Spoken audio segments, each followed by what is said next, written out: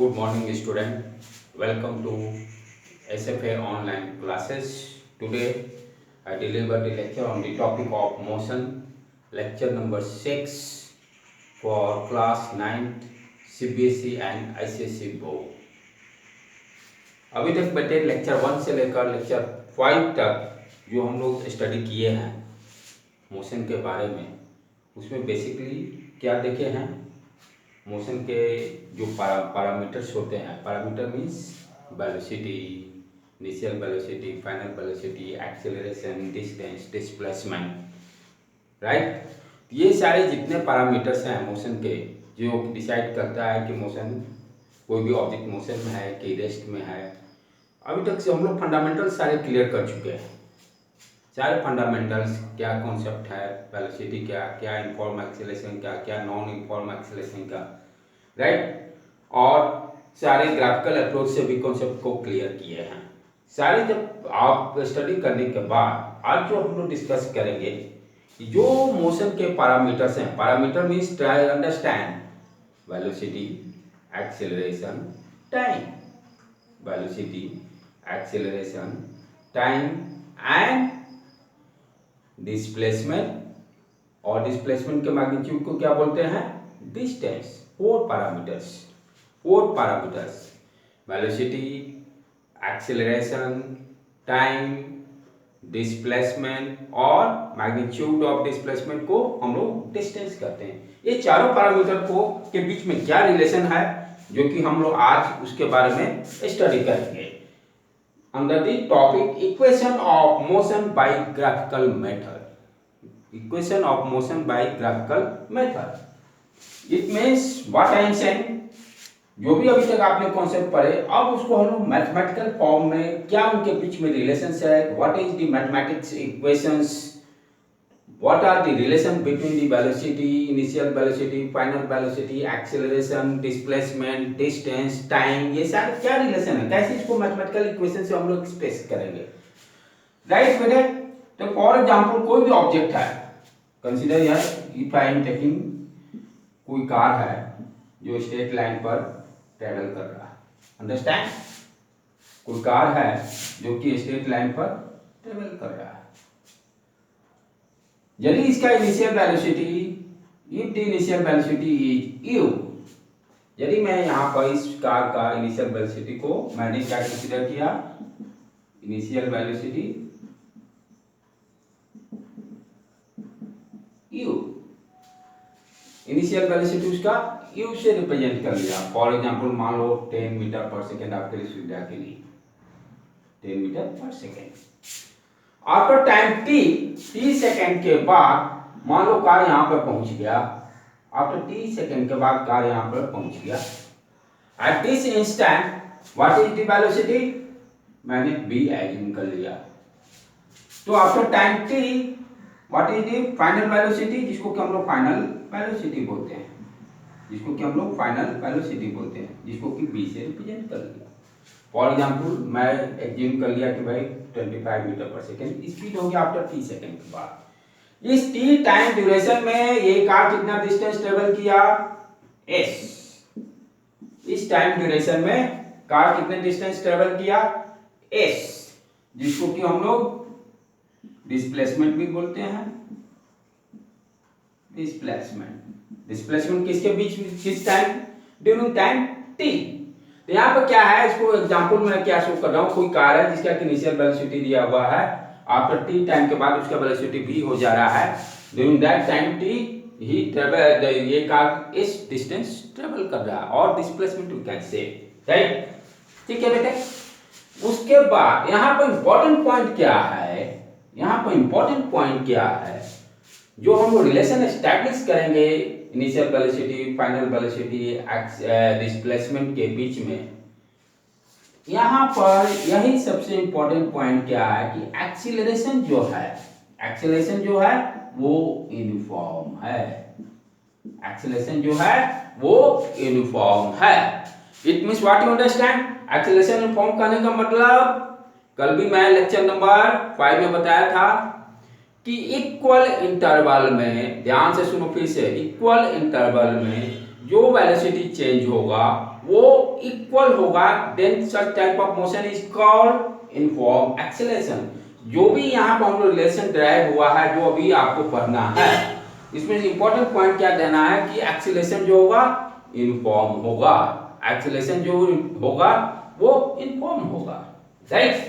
Very very important point, very very important point concept, कि जो भी रिलेशन ड्राइव किया गया है, चाहे जो भी रिलेशन एस्टैब्लिश किया गया है, राइट, तो वहां पर इंपॉर्टेंट पॉइंट क्या दिया है कि एक्सेलरेशन जो है वो यूनिफॉर्म है। अब इनके बीच में रिलेशन क्या है, what is the relations?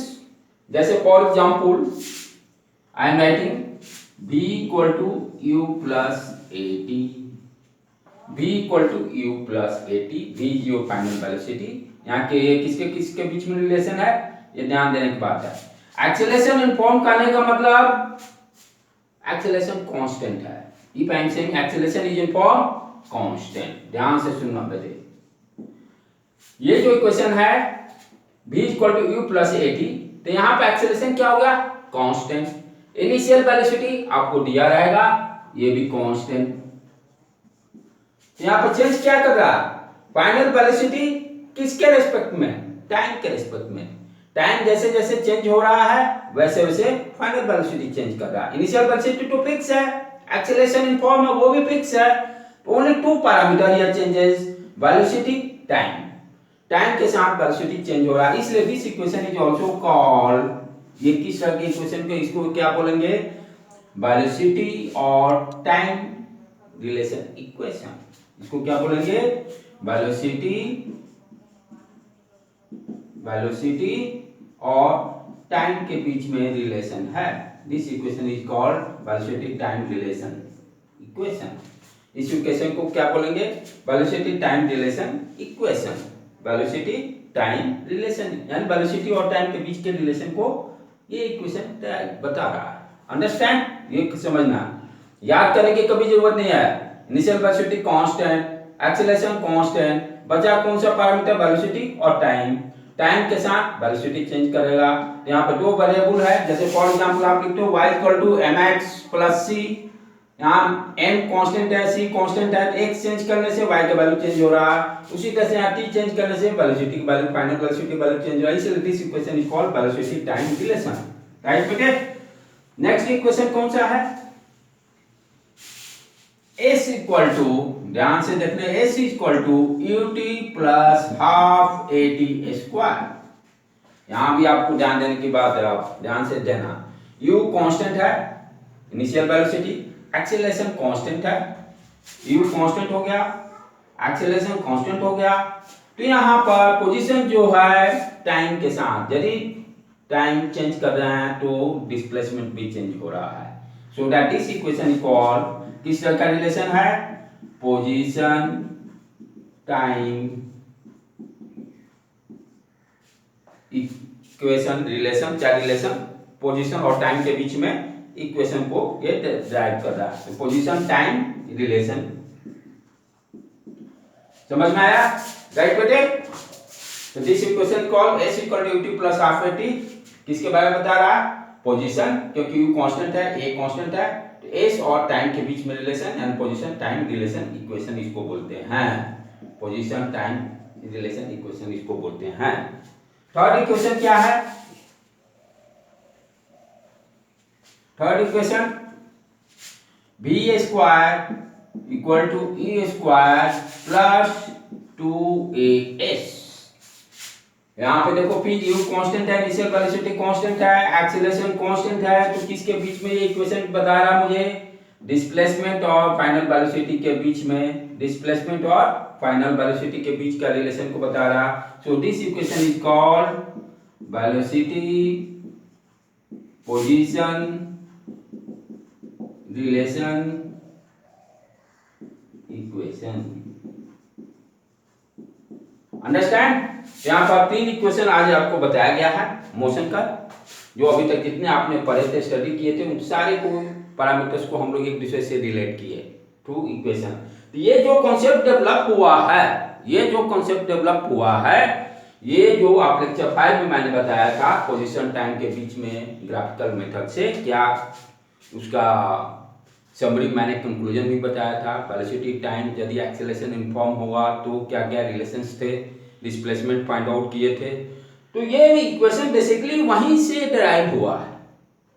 Graphical method में जो हम लोग लेक्चर 5, 4 और 5 में पढ़े थे, वही कॉन्सेप्ट को यूज करके दीज इक्वेशन आर डराइव्ड।